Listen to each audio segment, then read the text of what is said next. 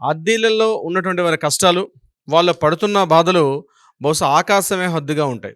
ఎందుకీ మాట వాడుతున్నానంటే, అద్దీలలో పడుతున్న బాధలు ముఖ్యంగా ఓనర్ వాళ్ళ మీద సాధింపు చర్యలు ఎలా ఉంటాయంటే, పతాక స్థాయిలో ఉంటాయి.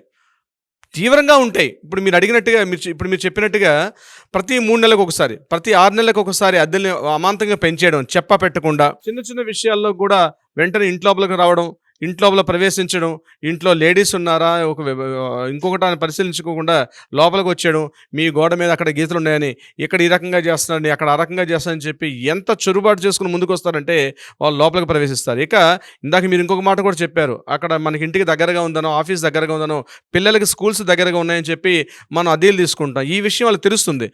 వీడికి కావాలని వీడికి అడ్వాంటేజ్‌గా ఇక్కడ ఉన్నాడని చెప్పి, అంటే మన అవసరాన్ని తెలుసుకొని ఇక అమాంతంగా రేట్లు పెంచేస్తుంది. నేను తప్ప ఇక్కడ గతి లేదు. ఈ ఏరియాలో ఇంతింత కాస్ట్ ఉంది కాబట్టి నేను తప్ప వీడికి గతి ఎవరు లేరు. నా బిల్డింగ్‌లో ఉన్న 4 ఫ్లాట్లు తప్పించి ఇక్కడ వీడికి గతి లేదని చెప్పి, దాన్ని అంటే మన అవసరాన్ని అడ్వాంటేజ్ తీసుకొని వాళ్ళు అనుకూలంగా మార్చేసుకొని కూడా అమాంతంగా రేట్లు పెంచేస్తా ఉంటారు. ఇంకా మిగిలిన విషయాలు ముఖ్యంగా పవర్ సప్లై ఏదైనా పొరపాటుగా అటు ఇటుగా లేట్ అయిందంటే పవర్ సప్లై కట్ చేస్తారు.